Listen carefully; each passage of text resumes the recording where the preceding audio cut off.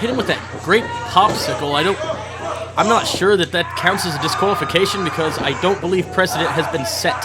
So I guess this is precedent now, but we'll have to take the ref's ruling on this. Remember, the ref can only, what the ref says usually stays. Wasn't a DQ. Maybe I'll stab somebody with a popsicle in my next match. Scott Parker, is that it? Is that what you said? Yes. Victim of a head scissor right now from Matt Cage after escaping the headlock. He should have grabbed the ropes there, but instead he decided to be a little flashy. Oh, Matt Cage, that ring awareness again. Straight to the ropes. Very experienced competitor, has wrestled all over the good country. Apparently he's saying that I don't think he has much to pull. No, not really. His B.A. Baracus-ish mohawk that he seems to be rocking these days. No, it kind of looks like he's balding a bit. Yeah, possibly. I'm not sure how old Matt Cage is, now that I think about it.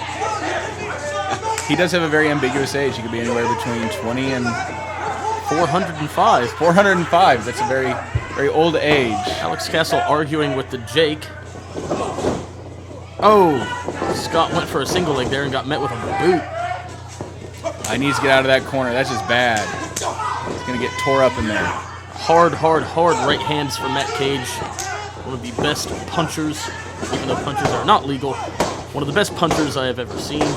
Oh, those kicks to the gut, they're just, I don't know. He doesn't have a high-flying style, so they don't really have to worry about keeping him grounded. He's more of a hard-hitting style. Castle now trying for a vertical suplex, as Gordon Soley would call it, and reversed. Tossed into the opposition's corner.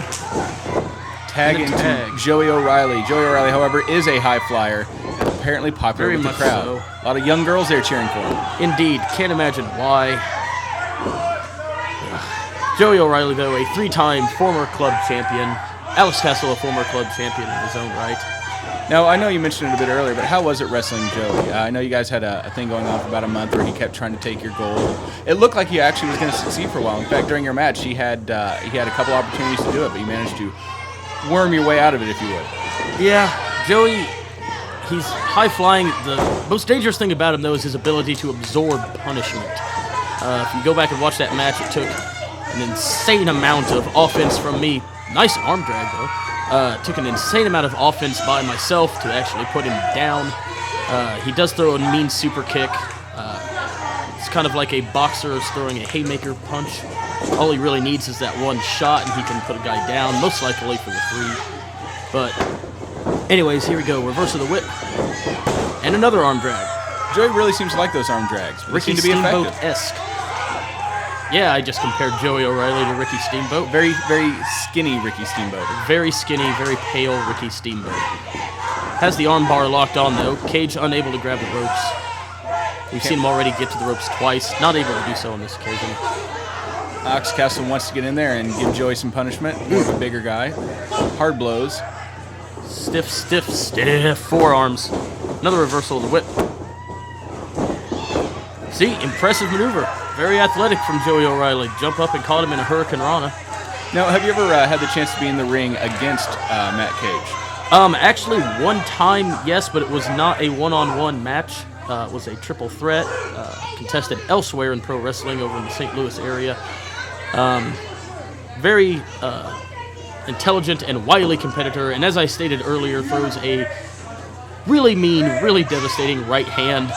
Excessively mean, for that matter. But regardless, got dumped on his head with that Hurricane Rana, wisely rolled out of the ring. Catch his breath. I mean, I may not agree with the man's methods, but that's a good idea there. Take a breather. Use that 10 count to the fullest. Very indie-rific headlock right there by Matt Cage, holding onto his own wrist instead of locking the fingers. But he can probably get away with that on Joey. He's a bit larger than Joey. Easily fit his arm around his head. Wrist lock. Single leg trip by Matt Cage. Well, what's he going for here? Could be going for that clover leaf. He's been employing that lately. Oh, no. Yeesh. Ow. Kicked off right into our faces. Landed right on his neck, it looked like. Oh, see, Alex Castle, not as refined as Matt Cage, doesn't employ as many submission holds. But with that size, you really don't need to be refined with those. No, not quite. With those clebrum blows. Vader splash, nobody home. Stinger splash, I believe, yes. Uh-oh. Oh, I thought he was going to loosen there for a second. Went for a tilt-a-whirl head scissor. Oh, running just power got slam. Planted. Very British Bulldog-esque style power slam right there. See, that's the thing. Alex Castle, he doesn't need to do a lot of flashy moves. He's got a size advantage over a lot of guys here in IWAP. He does. Getting in the ref's face is not always a good idea there. Not necessarily, not if you want to win. Wisely backed off before he got disqualified. Alex Castle does seem to know these rules, though. See, this is the smart thing to do, though. They're keeping Joey on their side of the ring. Tag Wrestling 101. Cut the ring in half. There's some more of those right hands right to the kidneys. Oh, chopped to the throat. Tracy Smothers all over the place right there. Vicious back fists. Now, I definitely noticed that Matt Cage and Alex Castle here have tagged in half a dozen times easily, whereas Joey O'Reilly and Scott Parker have only tagged in once. They're not a normal tag team. They're kind of thrown in together for this, so maybe they just don't have the chemistry. Matt Cage and Alex Castle wanted to be tag partners. They set this up themselves. Ooh. Vicious chop right to the pectoral region. Maybe he does have more in common with that poor man's Ric Flair outfit he had. He might indeed. As I said earlier, though, the right hand of Matt Cage, very devastating. Some forearm shooters. Joey, though, shrugs it off, and calf kick right in the neck.